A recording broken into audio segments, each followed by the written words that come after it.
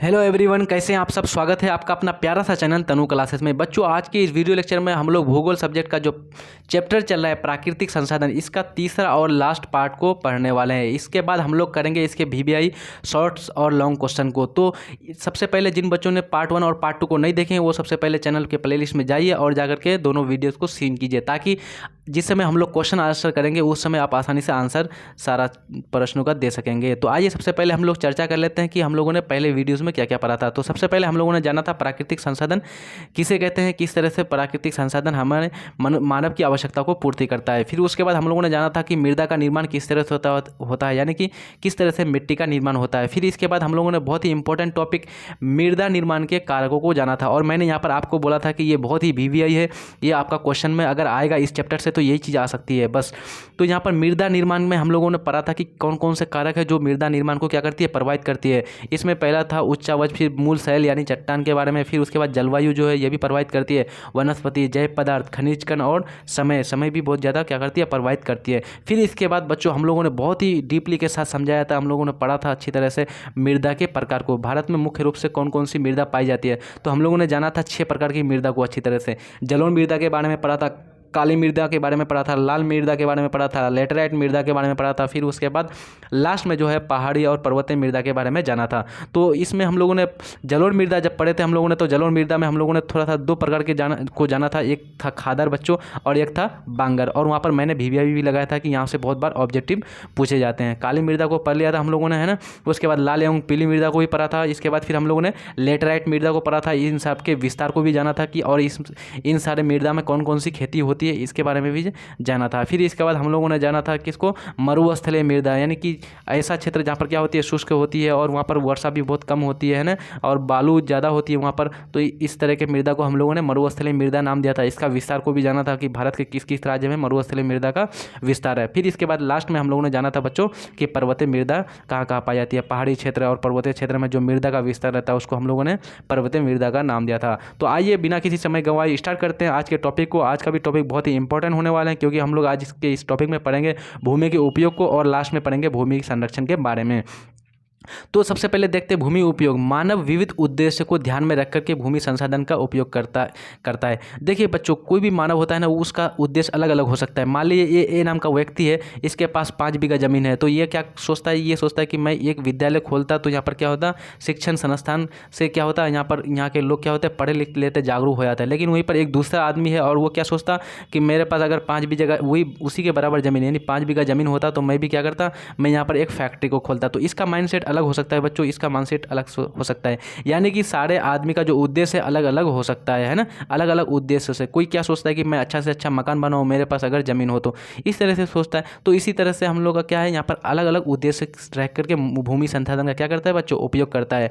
ये निम्न वर्ग में रखा जा सकता है। जैसे वन विस्तार में एक है कृषि अयोग्य बंजर भूमि, गैर कृषि कार्य में संलग्न भूमि तथा इमारत, सड़क, उद्योग, अस्थायी चारागाह एवं क्या है, गोचर भूमि, इसमें रखा गया। और लास्ट में एक है बाग बगीचे एवं उपवन में संलग्न भूमि, और फिर उसके बाद है वर्तमान प्रति भूमि। ठीक है, तो यहाँ पर देखिए कोई क्या होता है कि बच्चों बहुत सारे ऐसे भूमि रहते हैं जहाँ पर क्या होता है, वनों का विस्तार बहुत ज़्यादा रहता है। जब आप महाराष्ट्र का कोई भी डिस्ट्रिक्ट घूमने जाएंगे बच्चों, वहाँ पर बहुत ही पढ़ाई हुए पठार है, क्षेत्र है, तो वहाँ पर क्या होता है, वन का विस्तार बहुत ज़्यादा मात्रा में है। उसके बाद हम लोग कृषि अयोग्य बंजर भूमि, यानी कि कृषि की खेती वहाँ पर नहीं होती है, वो अयोग्य होता है।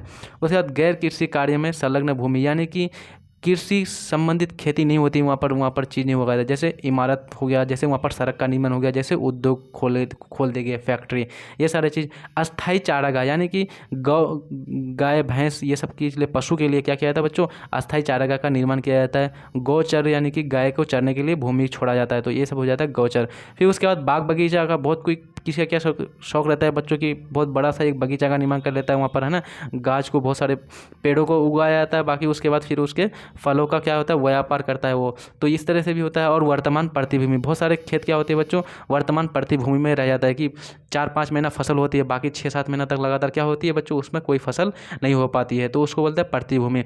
तो आइए हम लोग बात करते हैं भारत में भूमि उपयोग के जो कारक है किस तरह से निर्धारित करते हैं। तो यहाँ पर देखिए भारत में भूमि उपयोग को 2 प्रमुख कारक निर्धारित करते हैं। सबसे पहला है एक भौतिक कारक, एक है मानवीय कारक। सबसे पहले भौतिक कारक में क्या आ जाएगा बच्चों, भौतिक कारक में जलवायु आ जाएंगे, मौसम आ जाएंगे, आपका भू आकृति आ जाएगी। ठीक है, भौतिक कारक के अंतर्गत भू आकृति, जलवायु, मृदा को शामिल किया जाता है। ठीक है, जबकि मानवीय कारकों के अंतर्गत जनसंख्या घनत्व, प्रौद्योगिक क्षमता, संस्कृति एवं परंपरा इत्यादि को शामिल किया जाता है। भारत के भौगोलिक क्षेत्र का देखिए बच्चों, बहुत ही इंपॉर्टेंट यहाँ पर एक क्वेश्चन बनने वाला है। ये आपका VVI लिख देना यहाँ पर। ये क्वेश्चन आपका बहुत बार पूछा गया है बोर्ड परीक्षा में आपका, कि भारत के कुल कितने क्षेत्र में यानी कितने वर्ग किलोमीटर में क्या है भूमि का जो क्षेत्र है, कितने क्षेत्र में फैला हुआ है। तो यहाँ पर हम 32 लाख कितना 32.8 लाख वर्ग किलोमीटर भारत का जो क्षेत्र है टोटल। तो भारत के कुल भौगोलिक क्षेत्र 32,80,000 या फिर ऐसे बोल सकते हैं 32.8 लाख वर्ग किलोमीटर के मात्र 93% कितना 93%, 93% भाग का ही भूमि क्या है उपयोग आंकड़ा में है। यानी कि 93% भाग ही क्या है अभी भूमि उपयोग में, बाकी क्या है परती है, बंजर है, इस तरह से है। ठीक है बच्चों, तो ये आपका याद रखेंगे। भारत का जो क्षेत्रफल वो इतना ही आता है 32,80,000 यानी कि 32.8 लाख वर्ग किलोमीटर। ठीक है, यहाँ पर भारत के कुल भूमि का 80% भाग कहाँ पर, भाग पर पंजाब में खेती होती है, 80% भाग पर हरियाणा में खेती करती है, जबकि अरुणाचल प्रदेश, मिजोरम, मणिपुर एवं अंडमान निकोबार द्वीप समूह में सिर्फ और सिर्फ कितने प्रतिशत भाग पर खेती होती है बच्चों, 10% से भी कम क्षेत्र पर खेती होती है। इसके बाद जो है किसी भी देश में पर्यावरण को संतुलित रखने के लिए कम से कम कितना प्रतिशत, 33% क्षेत्र पर भूभाग का क्या होना चाहिए, विस्तार होना चाहिए, कम से कम 33%। ठीक है, याद रहेगा आपको कितना प्रतिशत, 33%, है ना। अब बात करते हैं भूक्षरण के बारे में, यानी कि किस तरह से मृदा का क्षरण होता है, यानी कि किस तरह से मृदा अपरदन होती है, इसके बारे में जानते हैं। तो मृदा अपने स्थान से विविध क्रियाओं के द्वारा स्थानांतरित हो जाता है। देखिए बच्चों, यहाँ पर मिट्टी जमा हुआ है यहाँ पर, लेकिन किसी कारणवश ये मिट्टी यहाँ से उठा और उठ के यहाँ पर फैल गया, सामने फैल गया। किस कारण से हो सकता है, हो सकता है बहुत ज़्यादा बारिश हुई और बारिश के पानी ने इसको बहा करके यहाँ लेके चले गया, हो सकता है खूब तेज़ हवा चले और उड़ा करके इसको यहाँ पर लेके चले गया, हो सकता है एक नदी ने लेकर के यहाँ चले गया, है ना। बहुत सारे फैक्टर हो सकते हैं। तो उसी तरह से यहाँ पर क्या होती है, विविध क्रियाओं के द्वारा हो सकता है ये मृदा जो है क्या होती है, एक स्थान से दूसरे स्थान जा सकता है। इसी को हम लोग क्या बोलते हैं बच्चों, भूक्षरण कहते हैं, इसी को भूक्षरण कहते हैं। जैसे गतिशील जल के द्वारा वो भूक्षरण हो सकता है, पवन के द्वारा हो सकती है, हिमानी के द्वारा यानी कि बर्फ वाले नदियों की तरह हो सकती है, समुद्र की लहरों के द्वारा, समुद्र की लहरें भी क्या करती है बच्चों, मृदा को एक स्थान से दूसरे स्थान तक लेके जाती है ना। इसके द्वारा क्या होती है, मृदा स्थानांतरित होती है। ठीक है, अब हम लोग इसमें नोट पॉइंट्स के रूप में क्या देते हैं, इंपॉर्टेंट बिंदु के रूप में, पहाड़ पठार पर्वत से गुरुत्व बल के कारण ढलानों पर मृदा नीचे की ओर आ जाती है। गुरुत्व बल के कारण क्या होती है बच्चों, पहाड़ पठार और पर्वत में क्या होती है, गुरुत्व बल के कारण मृदा जो होती है वो क्या हो जाती है, नीचे आ जाती है, यानी कि मृदा का वहाँ पर क्षरण होने लगता है।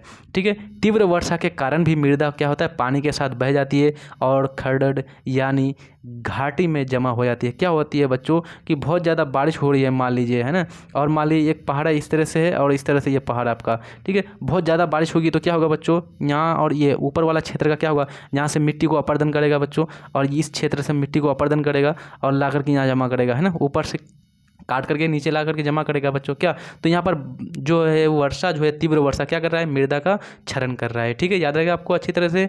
अब यहाँ पर है भारत में इस प्रकार 13 करोड़ हेक्टेयर जो है, 13 करोड़ हेक्टेयर भूमि का नुकसान हुआ। किस तरह से, बारिश के कारण, तीव्र वर्षा के कारण 13 करोड़ जो है हेक्टेयर भूमि का क्या हुआ है, नुकसान हुआ है।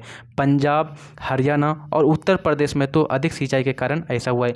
पंजाब, हरियाणा और उत्तर प्रदेश में बहुत ज़्यादा मात्रा में सिंचाई के कारण बच्चों क्या हुआ है, वहाँ पर भूमि का क्या हुआ है, क्षरण हुआ है। ठीक है, अब हम लोग बात करते हैं आज के टॉपिक का सबसे लास्ट जो पॉइंट है, इम्पोर्टेंट है, ये आपका भू संरक्षण। इसको भी आप अच्छी तरह से याद रखेंगे कि पूछ लेगा भूमि संरक्षण के उपायों को लिखें, तो कैसे लिखेंगे आप, इसको सारा चीज़ अच्छी तरह से पढ़ करके देख लीजिए आप। इनको हूबहू आप बोर्ड परीक्षा में लिख करके आएंगे, आपका एक भी मार्क्स नहीं कटने वाला।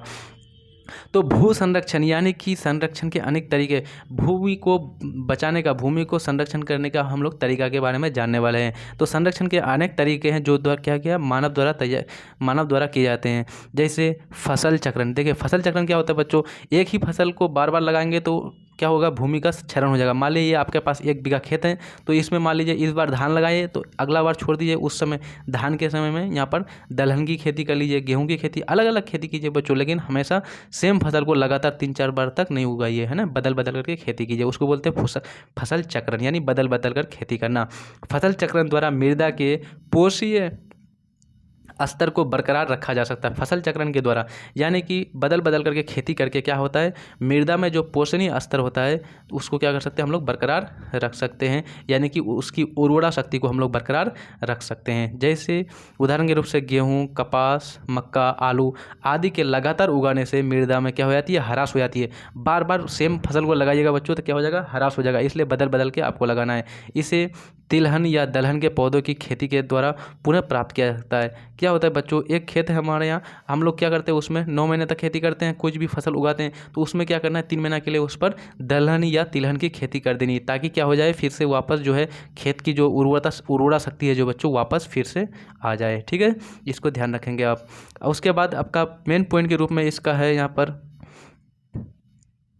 मेन पॉइंट के रूप में यहाँ पर है कि पहाड़ी क्षेत्रों में समुच्च जुताई द्वारा मृदा अपरदन को रोका जा सकता है। समुच्च जुताई द्वारा बच्चों देखिए, पहाड़ी क्षेत्र में कैसा होता है बच्चों कि सीढ़ीनुमा खेती किया जाता है, इस तरह से रहता है, ठीक है, फिर इस तरह से जाता है, फिर इस तरह से रहता है बच्चों, ये इस तरह से रहता है, फिर यहाँ पर कुछ खेती होगी, फिर थोड़ा सा ऊपर जाएगा, फिर यहाँ पर खेती होगी, फिर यहाँ पर खेती होगी, तो यहाँ पर सीढ़ीनुमा खेती की जाती है, किस कहाँ पर, पहाड़ी क्षेत्रों पर। ठीक है, मृदा की सतत गुणवत्ता बनी रहे इसके लिए क्या होती है, वर्षा जल का संचयन, यानी वर्षा जल को जमा करके रखना, भूपृष्ठीय जल का संरक्षण। भूपृष्ठीय जल यानी कि भूमि के पृष्ठ के नीचे जो हम लोग के पीने के लिए जो जल है बच्चों, इसका भी संरक्षण करना, भूमिगत जल की पूर्ति करना। भूमिगत जल का पूर्ति कैसे कर सकते हैं बच्चों, वर्षा के जल को हम लोग क्या कर सकते हैं, अच्छी तरह से कहीं पर रोक करके वहाँ पर क्या करते हैं, भूमि जल के स्तर को बढ़ा सकते हैं।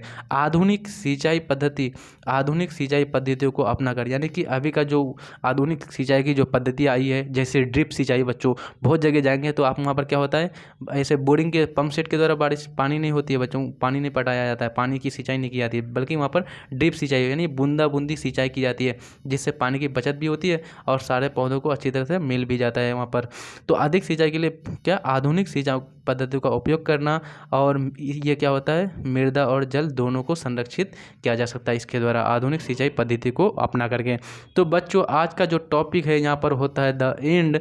तो आप लोगों का काम है कि आप ज़्यादा से ज़्यादा हमारे वीडियोस को लाइक कीजिए, शेयर कीजिए और सब्सक्राइब जरूर कीजिए। अगर नए हैं आप चैनल में तो सब्सक्राइब कीजिए। इस चैनल पर आपको 100% सिलेबस को आपको समाप्त कराया जाएगा। यहाँ पर सारे चीज़ को पढ़ाया जाएगा, साइंस, सोशल साइंस, मैथ, हर चीज़ को यहाँ पर पढ़ाया जाएगा बच्चों। 10th क्लास के जितने भी सब्जेक्ट हैं और फुल्ली तैयारी कराई जाएगी, और विद VVI क्वेश्चंस के साथ साथ, और फिर बताया जाएगा कि कौन क्वेश्चन बार बार पूछा गया, ये सारे चीज़ क्वेश्चन आंसर सारा चैप्टर वाइज किया जाएगा यहाँ पर।